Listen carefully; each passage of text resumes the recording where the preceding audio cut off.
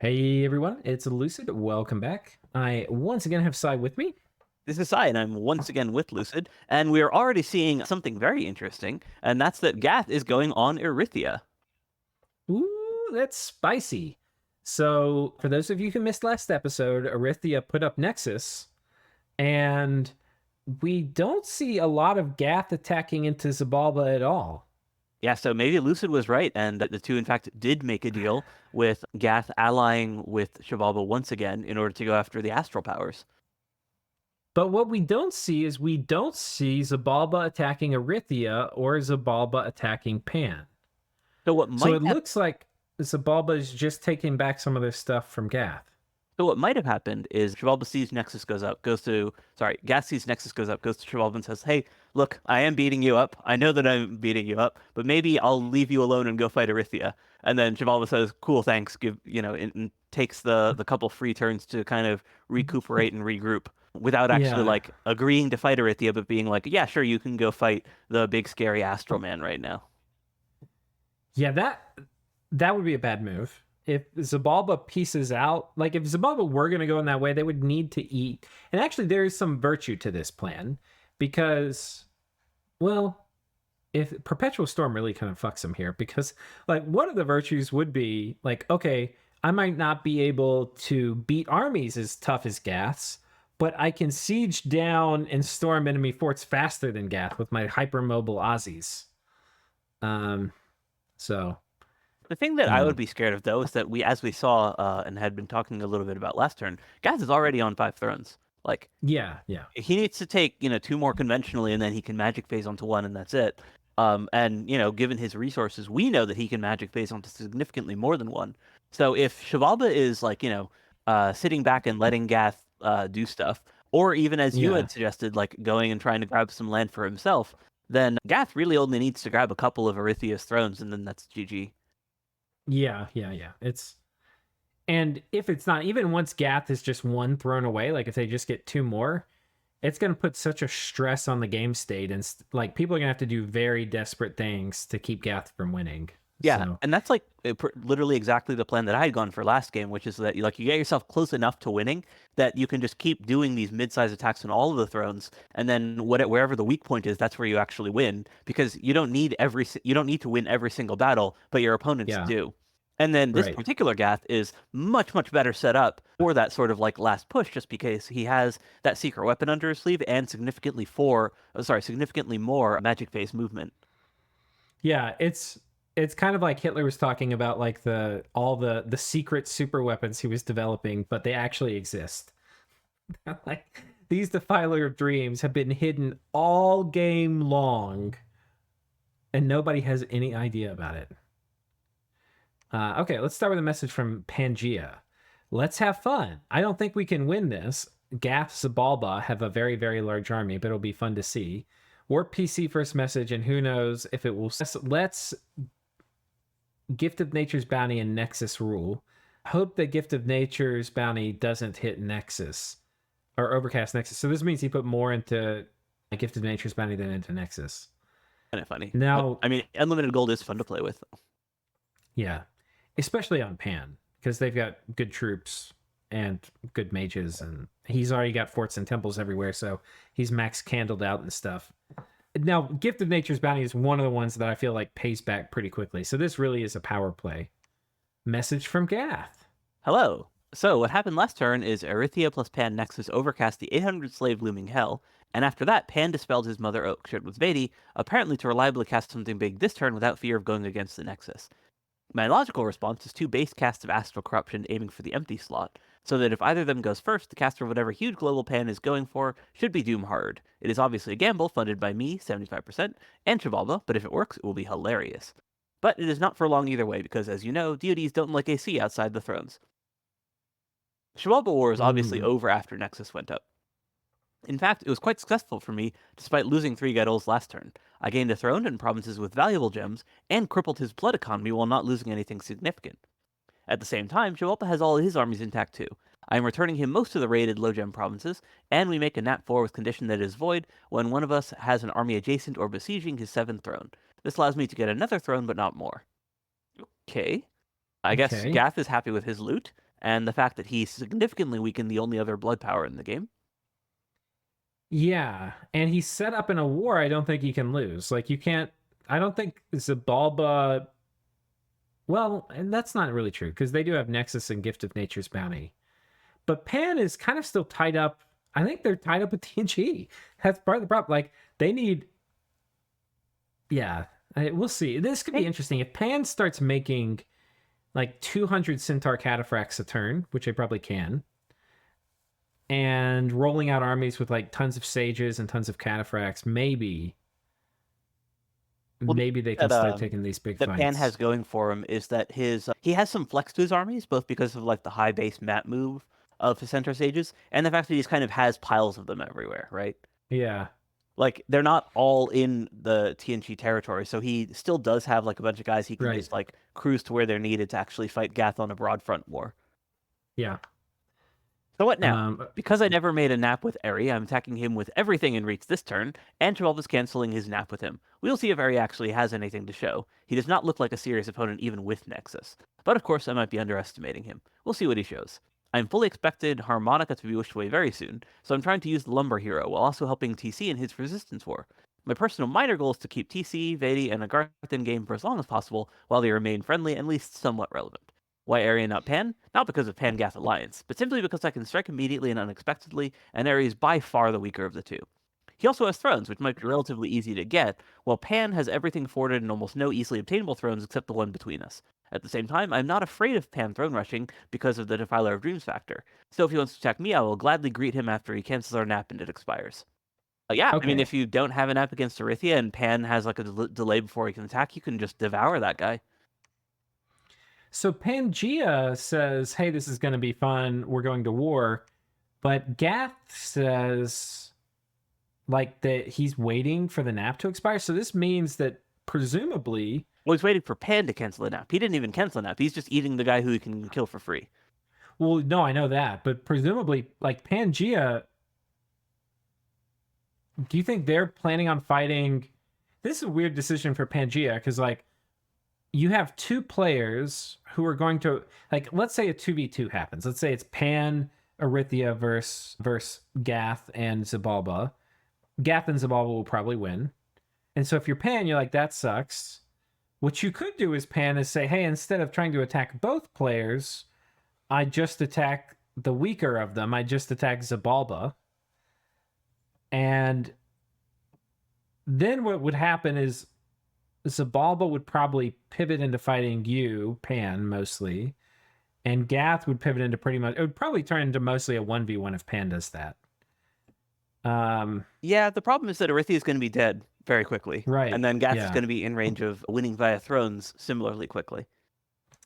Yeah, that is I think that's a huge problem. Because if, like, just in the time it takes for a nap 3 to tick down, and if you count a nap 3 like a nap 4, which I know some people in the community do, then that's really going to give enough time for Arithia to die. And so by the time the naps tick down, it's like, okay, Arithia's dead. And yeah, I don't know. Yeah, given what we've seen just out of how Arithia has been fighting against TNG, I think that he's like just on like a slightly lower tier in terms of like how much effort he's putting into his scripting and so on compared to TNG, Pan, and Gath. And Gath just has so many more resources than TNG did that, that same degree of like, resource dedication and scripting and gear and all that good stuff is just not going to cut it. Like Arithia is going to die just extremely quickly. Yeah. Okay, so this is interesting. The first global to go up is indeed, whatchamacallit, Astral Corruption. Right. And which it makes sense because this is Right. something that Gath cast twice, specifically so that he had twice as high of a chance of catching the Gift of Nature's Bounty caster. Yeah. And then Gift of Nature's Bounty goes up second. And the caster And it stays survived. up. Yeah. Which So makes that's pretty sense big. if he has like a Pan Soulless or something similar, then he can put it up safely into Right. the corruption. Yeah. Okay. Did Astral Corruption stay up? It did. So right now the globals are Astral Corruption, Illwinter, Nexus, Perpetual Storm, Eternal Pyre, Stellar Focus, and Gifts of Nature's Bounty. Let's take a look at that score graph for Pangea. Whew. They're rich. Yeah, and I think one of the things that helped was that he already had his Dominion maxed out, kind of as you'd pointed out, because he'd already been spamming those temples just to Yeah. first to fight. I think it was like Ilwinter Dom, and then also to push into Vengeful Waters. But because the Gift of Nature's Bounty gold bonus is based on your Dominion, he actually gets the full benefit of the spell right away. Whereas like Yeah. oftentimes when you cast Gift of Nature's Bounty, the first thing you spend your gold on is all those temples, so you can actually like reap the full value of the spell. But Pangea basically already Yeah. has it. Right. So for him, this is just okay, we're turning on Centaur Cataphract production.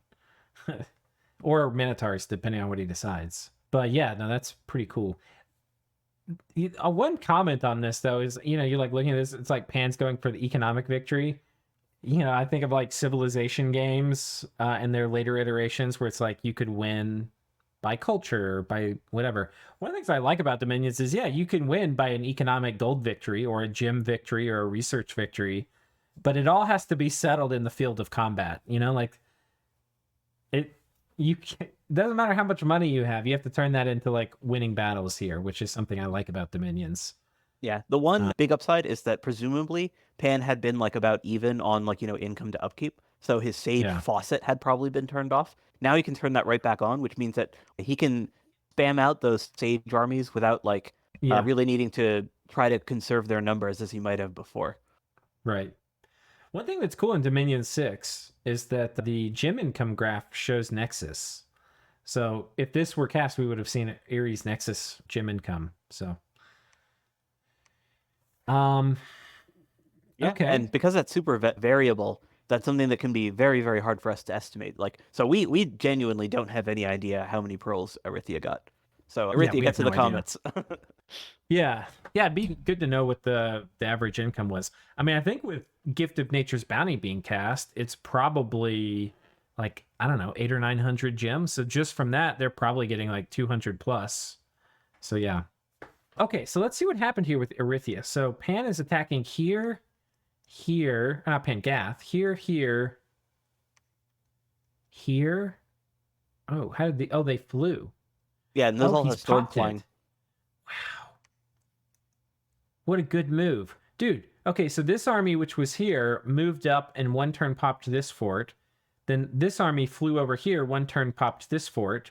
I will This correct you looks like that it's gonna. the army that you'd moved down to before, prior to that, that no, most of the army that had been on the border with Shabalba had just moved up onto German.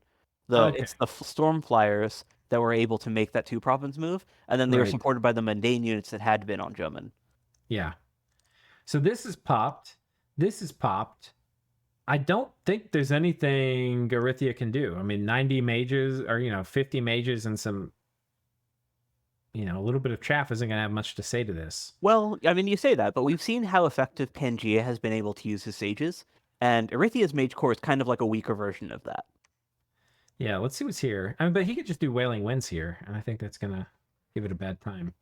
Yeah, but on the other Yeah. hand, like, so I don't think that like, he can losslessly deal with this or whatever, or that it's like super easy or even Yeah. casual, but he can just, drop 40 Gift of Heaven casts. Yeah. Yeah. I mean, but he could also, yeah, I don't know. There's a lot of flexibility Gath has. Gath could two province move here with a portion of this army. They could move this army up and move some of these guys over. Oh, for sure. Like, Yeah. I'm not saying that Yeah. Gath isn't favored. I just don't think that this is like an overwhelming what do I do situation, so much as it is a, hey, I have to actually deploy and use all of my mages now, and probably even Yeah. script them.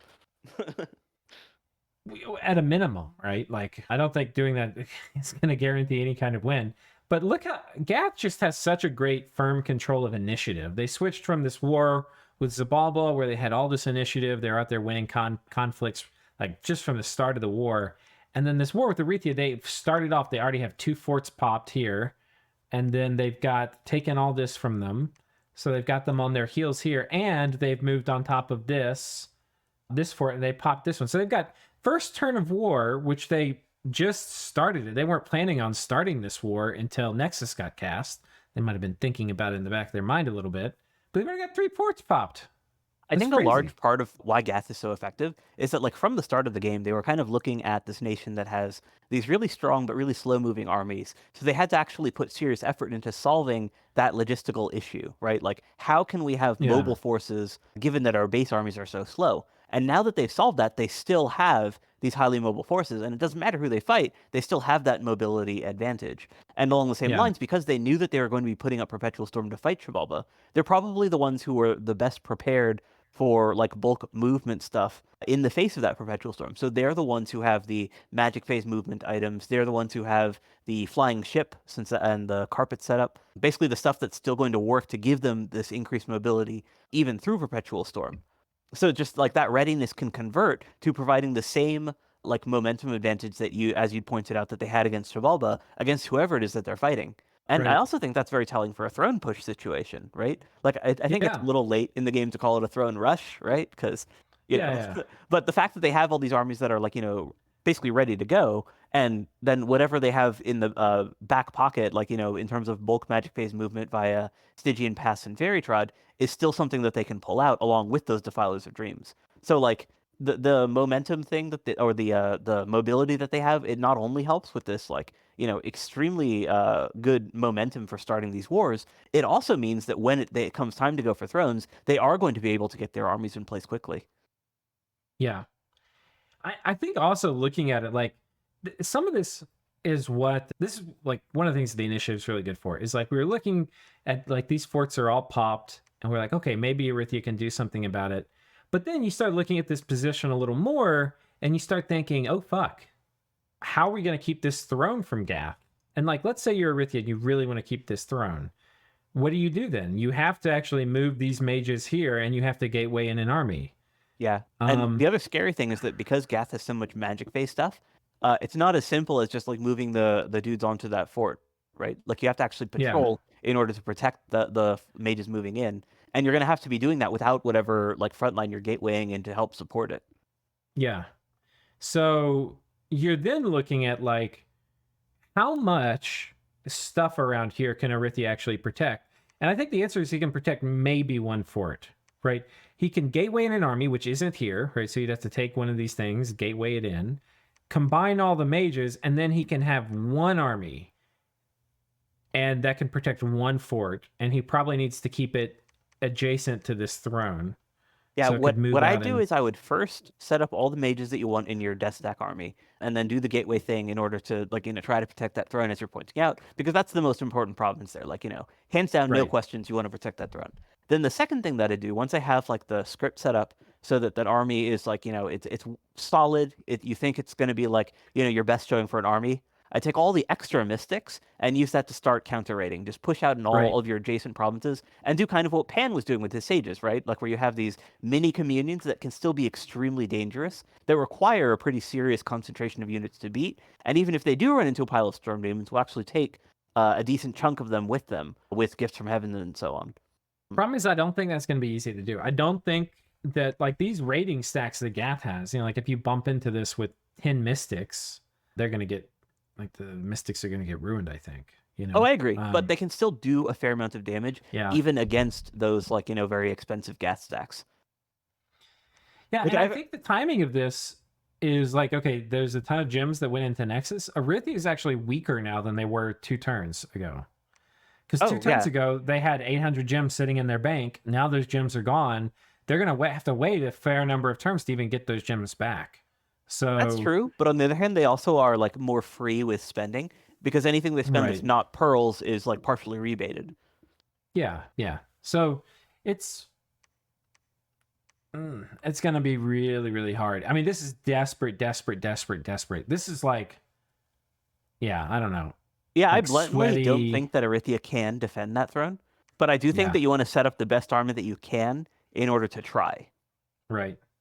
And then, like as I mentioned, whatever extra you have past that like army setup, you do want to move out just in order to apply as much pressure to Gath as possible. Basically, force him to remain honest with his rating, and then whatever like provinces that you cover also reduce the angles of attack that he has and forces him to deploy more resources, not in that deathball versus deathball battle.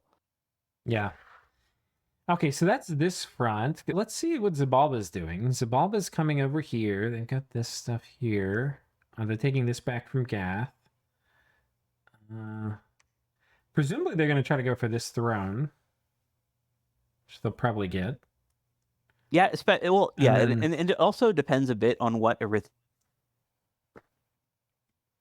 yeah, you cut prioritizes. up. right? Like Yep. Arithia is going to have to choose where they gatewaying, right? And it's possible that Arithia just decides that they want to mess with Shivalba more than they want to mess with Gath, right? Like I'm not saying that's like super Yeah. likely, but if Shivalba goes and attacks Arithia now, there's a decent chance that Arithia focuses on that front instead of doing the expensive throne defense that will most likely not even work. Yeah.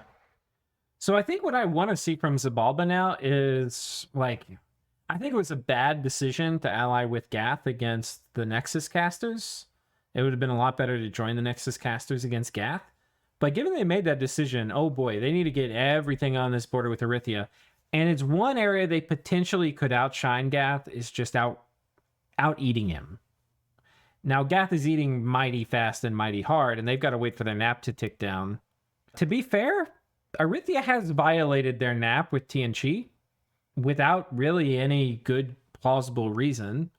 You can make a pretty solid argument for just attacking them right now because, quite frankly, if you wait 2 more turns, Gath is going to be like the only possible advantage Arithia Zabalba could have in making this peace deal with Gath is eating faster. And if they hold if they hold to a nap with Arithia, they're going to lose that advantage. Yeah, I mean, And I actually have an alternative theory for what Gath gets, or for what Shivalba gets out of that peace deal, and that is that they don't die.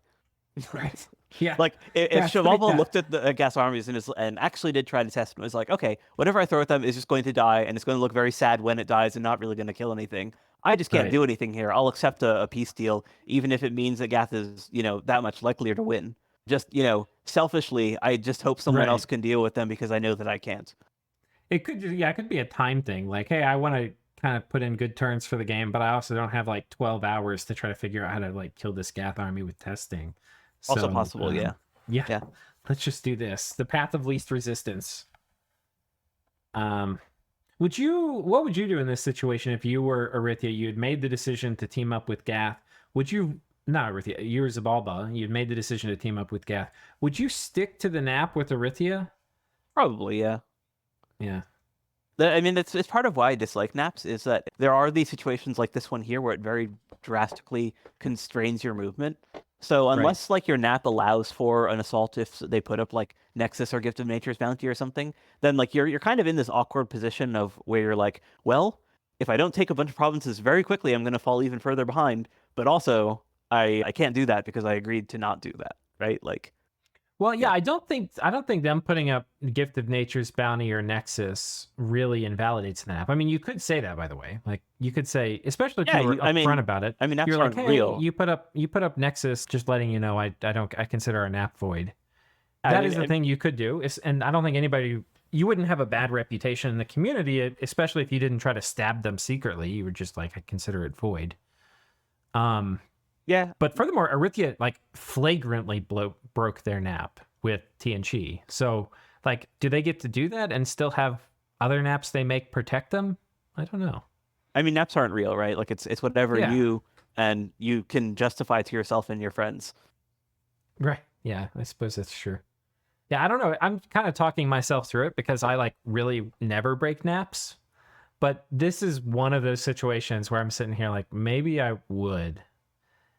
But I think the way I would probably do it in the game is I would probably say that I feel like Arcane Nexus invalidates it and you broke the thing with TNG.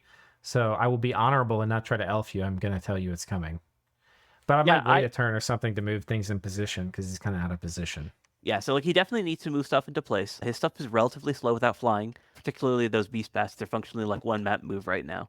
So like he has reason to like need to remass anyways. He needs to set his blood hunting operations back up because Gafet effectively just destroyed that, right? So like he has a bunch of stuff where like he just needs to like move pieces around for a bit. So Yeah. like waiting, whether you like do that while waiting for a nap to tick down, or whether you do that like while announcing, hey, I'm going to be attacking you like right now-ish, then you still do need to like make those preliminary moves. And right now he just doesn't even have a bunch of stuff on his border with Arithia. Yeah. Let's I think we're about done with the turn. Let's get through and just see if we missed any. Oh my goodness. Oh. This is a conversion. Okay. Nice. Looks like Pan was kind of expecting maybe AC coming up soon since Since he's doing a Nexus big is up, it conversion makes here. sense, yeah. Yeah. Don't think. Yeah, well, you go That's through that. So, like, one thing I was doing recently, I watched the like a cast of the finals of I think it was the 2022 Diplomacy World Championship. And Yeah. one of the way that they do that is that the game ends with whoever has the most provinces on, or sorry, most supply points on. I think it was 1916. Um, Yeah. but there's only one winner. So one of the things that happens in that situation is that there just are no stable alliances. So like even if you are working with someone, you are like very actively, even with your alliance, working to limit the territorial gains of the person that you're working with. And the game ended with like the person who had the most provinces having only like 9 points. But it wasn't like a passive 9 points. It was everyone was fighting everyone. They would just switch sides after like literally 2 turns. It was very interesting. Yeah. Yeah, I mean, in some ways, optimal Dominions play is That's why I was bringing it up, like, actually. Yeah, is that yeah, optimal Dominions play should be somewhat similar, where like if you are like there is very good just like psychological benefit to creating an alliance, sticking with it, and actually empowering your ally. But like if there was a similar situation where like there was a hard turn limit, so such that like you needed to keep everyone's power constrained, and especially diplomacy also has the thing where there's a lot more symmetry, right? Like you can't like outscale with the same province size or anything yeah, like that, yeah, yeah. but that it should be more common to very quickly break alliances, and a non-aggression pact like prevents that. Yeah, I mean, I that's one of the reasons I like the shorter nap 3, which is just like, if you get a message from me in game that says the nap is ticking down, that's the first turn you have to prepare. The second turn is the turn that comes after, and the third turn is when you're issuing war orders. So you have 3 turns to like, but some people add an extra turn in. But I mean, I wouldn't even mind a shift to nap 2s. Right. What I mean Especially as more the is game goes later. Well, like I think even nap 1s, by the way, I think should be a more common thing in late game dominions, because it saves the economy it gives you in your own time is amazing, right? Because to not have to do contingency plans for if some player's elfing you, if you can actually trust the nap 1 is huge. It just saves you so much actual time in real life. yeah. What I Um, meant more is isn't that like naps are bad or whatever, but more just that like I think that one of the things that like very high level diplomacy has figured out that Dominions kind of doesn't is that alliances should just kind of shift very often. yeah, but I think the difference between dominions and diplomacy is that there's a lot of advantage. Like you can actually hardcore eliminate players That's true. in Yeah. dominions, and that doesn't really happen in diplomacy very much. So there's a huge incentive. Like if you have two, let's say there's like a 20-person game, and you have two different, let's say you have people break up into sets of 2 for just who's going to be their buddy in the next war. Well, the teams where they actually like have each other's back and try to actually put 2 other players or 1 other player out of the game and then maybe move on to the next one, those teams are by far going to outperform the team that like, oh, it looks like we're about to win, time to stab my partner, like, Yeah. And there's something similar in that vein with diplomacy, in that when you allow draws in the scoring mechanism, then stable alliances again also become very common. right. Yeah. Yeah, that's interesting. And I mean, I think it makes sense to me. I think the maybe some of the ways we could see late game shift is, and this I think is that, so at the beginning of the game when you're about like putting people out of the game, it makes sense to have longer term naps, right? Nap 3s, maybe even longer, nap 5s. And then later, as the game starts getting more dicey, where anybody can win at any time, you have to be much more concerned about somebody hitting that break point, right, where they are going to win the game. Makes sense then for you to not have nap 3s, but I think nap 1s make a ton of sense for the whole game, just because it's so much, it saves so much time. Yeah. Um, Yeah, especially given and the like elfing and other asymmetric warfare stuff that, right. is in Dominions that isn't in a simpler game. That also like definitely adds to the value of a non-aggression pact. Oh, we get a real war. Or a real Oh my battle at god. least, yeah. Yeah, a real battle. So Arithia has just been declared on after putting up Nexus by Zabalba and by Gath. Though this is the first time they're seeing the Gath business. And this And is what do? They put up Nexus and they say it is by time to finally knock TNC out of this friggin' game. And so they've moved out with a big, huge stack. Now they should have gotten a nap ending message. Maybe that came in the mail, but maybe that came in Discord. Okay. Yeah, I'm interested in seeing what sort of like script Arithia is using. If they're just doing like cast all of the battlefield spells and then like try to nuke things with astral casters, or if they're doing something unique with this army. Can you check what the Tartarian Titans are doing? Yeah, so this Okay, one looks like a thug. hate that. This one looks like a thug too. Oh no. Okay. Thug, I mean, thug. Yeah, that's not gonna be good against Tianchi. Yeah, I think that Arithia is one of those nations that they have relatively limited access to big casters. So having stuff that Yeah. that can do big battle spells outside of a communion is just super valuable. Like I would have loved to see some like flame storms out of those Tartarians instead of having them thug. Yeah, I mean, I don't know if that's gonna work because Tianchi, I think, has a bunch of sacreds here, and they've got fire resistance. But Yeah, the idea is mostly something. just that, like you do it round one and you try to hope that the flames land before Army of Gold goes off. But you at least like get them to do a bunch of damage at the very start of the fight. Okay, we have Wailing Wind. Presumably it's Tianchi because it's a white mage. That's Wailing Winds. Tianchi does that, and Blood Rain.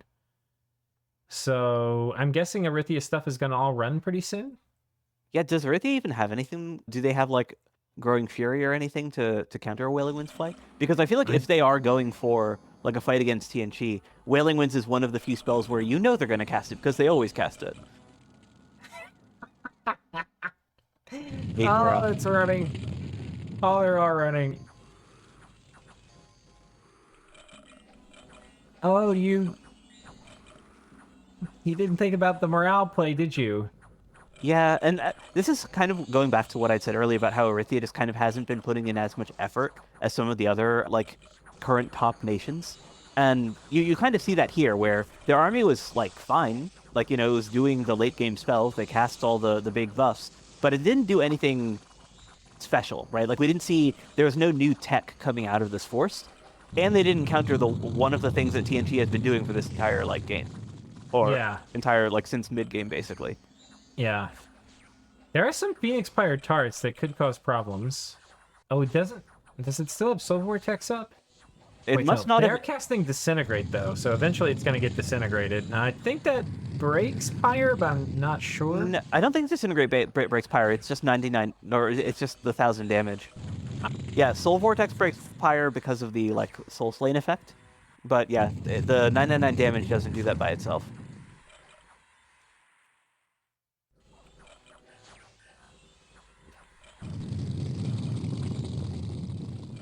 It's kind of funny. The only things that worked there were the things you didn't like.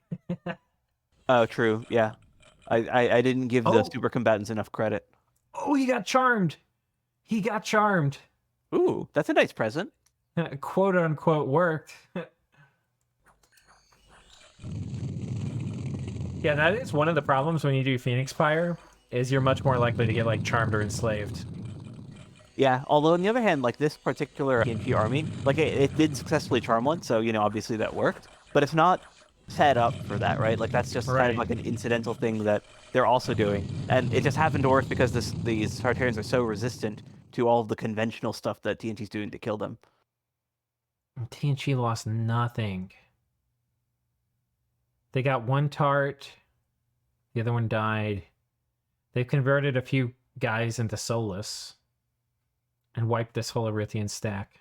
I mean, they lost Oh, man. sacreds, but I think that was like Yeah. given the value of that Tartarian, like that's practically a net positive for the battle. Oh, yeah. Yeah, for sure. And they also probably got a bunch of items. Yeah, they probably did. I mean, that one tart came with a bunch of items too, so. Yeah, but I meant more because they killed the other Tartarians and just a bunch of mages, right? So like presumably there were at least some like temp gem items and that kind of thing among their other kills. Yeah, I don't know if Arithia is really showing TNG what for, punishing him for not giving him that province. Right, they kind of, yeah, I don't know. Where was that battle? Arithia It's TNG. Nardago, I believe. Okay, so Arithia was on this fort, which was in TNG's cap circle. Oh, dude, it even... Oh, no. Gath hit it with a lumber construct. Well, Helping TNG... So this is what he had mentioned with helping TNG out. This yeah, is just the gym bait. Well, I mean, it is intended to actually do damage. That's the because that guy. Look, we've seen how effective this guy was before, just because he's consistently casting Hars, unlike going off script and casting anything else. But on the other hand, the army that we'd seen had actually been moving onto that fort. So like that Yeah. isn't the bulk of the Arithian army. I feel like they made a bunch of Draconians, but yeah, clearly they weren't much of a help in that fight. Yeah, their morale just wasn't high enough after the Blood Rain. And like I think that Draconians actually have decent base morale. It's just that you need that massive leadership boost or, Yeah. like a similar thing in order to actually counter the morale plays. Yeah. Oh man. So now Arithia, having lost all that, has to ship these guys and pivot to fight Zabalba. I mean, they could, yeah. They could keep trying to fight TNG. Like they're not. Yeah. They haven't exactly made up or anything. If and it also, if there's anybody that it makes sense for TNG to like really just be like F you and grind into them, it's Arithia, because the whole nap breaking thing. And TNG isn't capable of much more than that. They've got, they have a few forts and a big spooky army, but they're definitely not a contender anymore. Yeah, I did like that army though out of TNG. Like because Yeah. it admittedly it didn't do anything new, but what it did was very effective, right? Like that was a very well set up morale play, right? They had the Blood Yeah. Rain plus Wailing Winds, and then they just also had like a decent number of advanced and cast mages that were able to deal with super combatants. Yeah, I mean, those tarts were pretty serious. Soul Vortex, Phoenix Pyre tarts are hard to kill. Can't be. Like it wasn't as Um, cool as their previous like Shimmering Fields army, but it was still like that's one very of the effective. highlights of this game, that Shimmering Fields army. Yeah, but like I still just think it was like very efficient. Yeah. I wonder if TNG takes his army and moves it down here to protect this throne. No, probably not. I think they go fight. I think if you're TNG and it's like, oh, people are attacking Arithia, you're like, sweet, let's come take these forts back. Yeah, I also I think that TNG kind of recognizes that they're no longer a contender, so they're just kind of like looking for battles rather than looking to actually like prolong the game. Yeah. And I mean, other things like if Pan gets involved, this army probably becomes spoken for, right? Which frees up some of the TNG stuff to run around and take things back. So, Yeah, I do think that as Pangea, you should be looking to Gath as the big threat, particularly just because of that throne count, right? Like that Gath is on 5 going on 8 thrones, as as you might put it. yeah. So I think that trying to cover thrones and trying to fight Gath so that they can't commit all of their armies should kind of be your priority at this point. And Maybe I even think go it's for a the little worrying. Like, I think it's going to be mentally challenging for Pangea to say, hey, let's fight both of them. It seems so much easier to fight one of them. And if they do fight one, Zabalba is going to be so much easier than Gath. But yeah, I mean, maybe the best play is for them to let Gath and Arithia fight.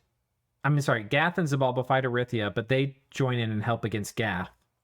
yeah. And then that way, if Zabalba eats part of Arithia, fine. You can maybe talk, because if Arithia dies, you'll lose Nexus, and then you can then talk Zabalba into helping against Gath potentially. I also think that there's just kind of an urgency to it at this point. Like, admittedly, Yeah. we have the observer's advantage, but I think even without that, just looking at what had happened in the Gas-Chabalba War, looking at what is happening now to Arithia, you should be able to pretty decisively prioritize Gath as being the big threat, and also Yeah. you should be able to tell at this point that no one else can really fight them. Yeah, that's the other thing. Like, clearly Arithia is not fighting them very effectively. Neither is Zabalba. One of the things that's super important in Dominions is knowing when to take the path of least resistance and when to bear into a hard thing that's going to suck. And most of the time in Dominions, you want to do the path of least resistance early. Maybe not least, but you want a low resistance path. Normally, if you try let's do the hardest thing at the beginning, often it's not smart. But You want to be able to snowball. Right. There are times though where you have to do the hard thing, and right now the hard thing is fighting Gath, and I think Pan's got to choose it. Yeah, So, and it's one of the things where maybe you don't win, right? Maybe you attack Gath and you do your best, you do pull out all the tricks that you've got, you do your best at scripting, and you lose anyways. And that's right. fine, but you would lose the game regardless in that case, right? So Yeah, you need to yeah, take that war and try. right. You were rolling for like, triple snake eyes or something, and it just didn't work. But that was the only chance you had at winning. Cool. What do you have closing thoughts here? Because I think we're about done with this. No, I think we just about covered it and hope, like, we'd kind of been saying for the last couple turns, oh, hopefully next turn we see the big battle. I don't think, actually, in this case, that we are going to see a big battle next turn, though, just because Arithia doesn't have stuff in position for that big army play, and Xibalba is not moving into Arithia to force fight where Arithia has armies, and obviously Gath and Pan don't even have their nap on countdown yet, so Right. I don't think we're going to see a big battle next turn. I think we're just going to see Gath eating a bunch more of Erythian territory while Erythia gets ready to try to put up whatever defense that they can. And hopefully we'll be seeing a bunch of Pan movement on the map so that we can at least get an Yeah. idea for where they're I going to be fighting. I think that's going to be the big news next turn. I think next turn we're going to see what hopefully Pan tells us in more detail, because there's two things that happen. One is Gift of Nature's bounty went up, and the second is Arithia got attacked this turn. So I think all those things will lead to potentially another shift in diplomacy next turn with Pangea. So yeah, I'll be really interested to see the diplomatic changes, because I think next turn is probably one of the most important turns for Pan in the game, where they have to decide what they're going to do. And given that And Pan mentioned at least that they were looking forward to battles, I do think that they're expecting to fight Gath. But given that Gath's message also didn't include like a nap countdown, they basically said they were going to wait for Pan to cancel the nap. I don't know when those when that showdown is yeah, actually going to occur. yeah, yeah. All right. Well, thanks for casting this one with me, Sai, and the Totally. viewers. Viewers, if you made it to the end, as always, we appreciate it, and we'll see you in the next one.